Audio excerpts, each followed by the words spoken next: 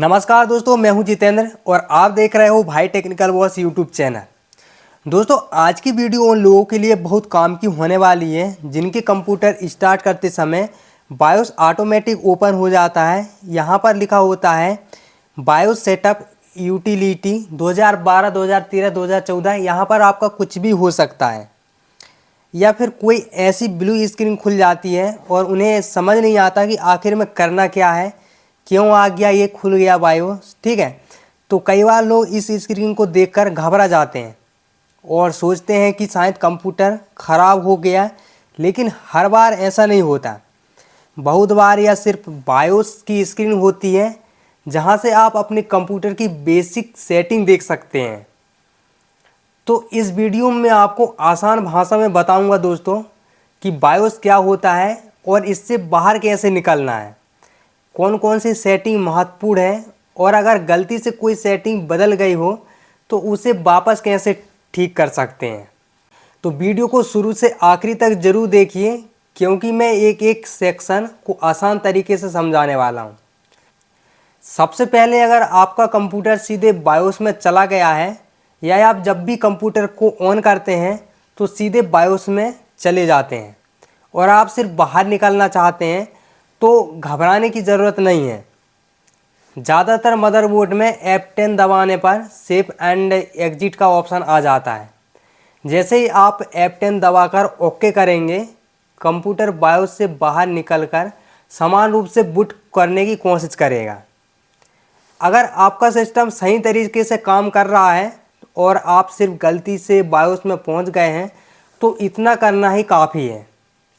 लेकिन अगर आपको लगता है कि कोई सेटिंग बदल गई है या कंप्यूटर सही तरीके से स्टार्ट नहीं हो रहा है, तो अब हम बायोस के अलग अलग सेक्शन को समझ लेते हैं, क्योंकि जो बायोस की सेटिंग गड़बड़ हो जाती है इसके कारण भी हमारा जो बायोस है बार बार ओपन होता है।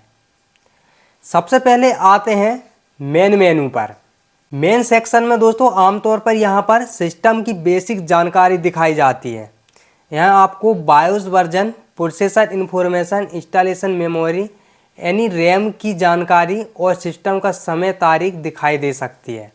तो यहाँ पर अभी आप देख सकते हैं डेट और टाइम और यहाँ पर लिखा हुआ है। ठीक है, तो यहाँ आपको ज़्यादातर बदलाव करने की ज़रूरत नहीं होती, बस जानकारी चेक कर सकते हैं कि सिस्टम सही हार्डवेयर को पहचान कर रहा है या नहीं कर रहा है।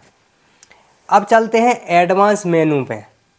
एडवांस सेक्शन सबसे महत्वपूर्ण सेक्शन में से एक होता है, क्योंकि यहाँ कई हार्डवेयर सेटिंग मौजूद होती हैं। यहाँ आपको CPU configuration, SATA configuration, USB configuration, ASPI setting और कई अन्य ऑप्शन दिखाई दे सकते हैं। CPU कॉन्फ़िगरेशन में जाकर आप अपने प्रोसेसर से जुड़ी सेटिंग देख सकते हैं। अगर आपको CPU की एडवांस जानकारी नहीं है तो ये बिना वजह के कोई बदलाव ना करें।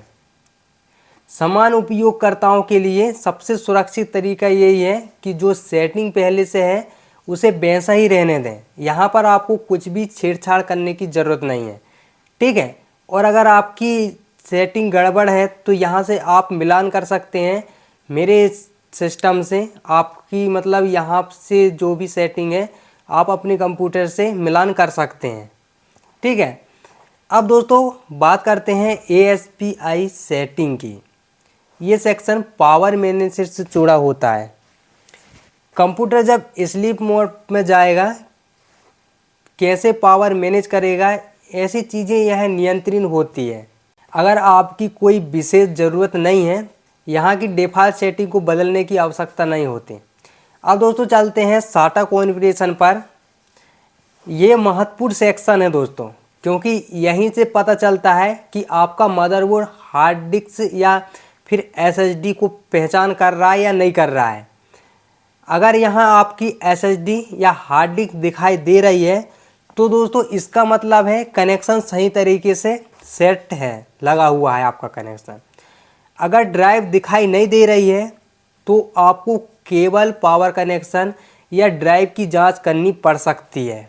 ठीक है, कई बार लोग विंडोज़ की समस्या समझते हैं जब असली कारण हार्ड डिस्क का कनेक्शन होता है। अब देखिए, चलते हैं यूएसबी कॉन्फ़िगरेशन की बात करते हैं। यहाँ लक्सी यूएसबी सपोर्ट जैसे ऑप्शन दिखाई दे रहे हैं। समान तौर पर दोस्तों यूएसबी कीबोर्ड और यूएसबी माउस की सही काम करने के लिए लक्सी यूएसबी सपोर्ट इनेबल रहना चाहिए। अगर ये डिसेबल हो जाए तो कुछ पुराने सिस्टम में यूएसबी डिवाइस सही तरीके से काम नहीं करते। अब चिपसेट कॉन्फ़िगरेशन पर आते हैं। यहाँ मदरबोर्ड और हार्डवेयर के बीच कुछ ऐसी महत्वपूर्ण सेटिंग होती है, साधारण उपयोगकर्ताओं को यहाँ बदलने की ज़रूरत नहीं होती। ठीक है, अगर आपकी यहाँ पर सेटिंग कुछ गड़बड़ है तो आप यहाँ से मिलान कर सकते हैं। अगर कोई सेटिंग गलत हो जाए ना दोस्तों तो सिस्टम परफॉर्मेंस या बूटिंग पर असर पड़ सकता है। ठीक है, इसके बाद ग्राफिक कॉन्फ़िगरेशन दिखाई दे सकती है। अगर आपके सिस्टम पर इंटीग्रेटेड ग्राफिक है तो यहाँ उससे जुड़ी सेटिंग मिल सकती है। कई मदरबोर्ड में ऑटो मोड डिफ़ॉल्ट रहता है और ज़्यादातर मामलों में यही सबसे ज़्यादा विकल्प होता है। अब थोड़ा सा आगे बढ़ते हैं और अब बात करते हैं मेमोरी कॉन्फ़िगरेशन। यहाँ रैम से जुड़ी जानकारी दिखाई दे सकती है। आप चेक कर सकते हैं कि बायोस आपकी रैम की सही मात्रा की पहचान कर रहा है या नहीं कर रहा है।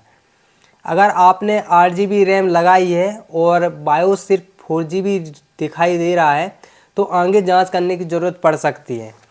अब चलते हैं बूट मेनू में। ये सेक्शन बहुत महत्वपूर्ण है क्योंकि यहीं से तय होता है कि कंप्यूटर किस डिवाइस से स्टार्ट होगा। अगर आपके सिस्टम में विंडोज़ SSD पर इंस्टॉल है तो SSD को बूट प्रायोरिटी में ऊपर होना चाहिए।